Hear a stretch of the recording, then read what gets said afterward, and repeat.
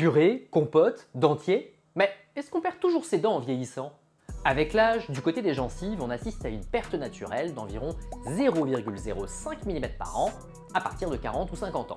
Cela dit, je vous rappelle que ce n'est pas la gencive qui tient les dents, mais l'os. Or celui-ci a plutôt tendance à perdre en densité, mais pas forcément à se résorber. En d'autres termes, sa qualité diminue, mais son attache aux dents reste quasiment toujours la même. Plusieurs facteurs peuvent tout de même influencer la perte de vos dents. Premièrement, plus vous avez reçu de traitements dentaires, les composites, couronnes, traitements de racines, plus ceux-ci vont s'user, se casser, voire s'infecter, ce qui peut nécessiter une extraction. Et là, il s'agit du vieillissement des matériaux contre lequel on ne peut rien faire. Deuxièmement, le fameux déchaussement ou parodontite apparaît généralement vers la quarantaine, souvent lié à de nombreux facteurs, comme l'hérédité, le stress, le tabac ou encore la présence des dents de sagesse.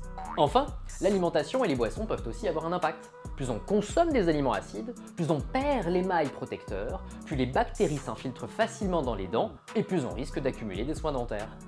Autrement dit, la fameuse perte des dents provient plutôt des traitements dentaires qui s'usent ou de ce qu'on leur fait subir par l'alimentation plutôt que par le vieillissement naturel.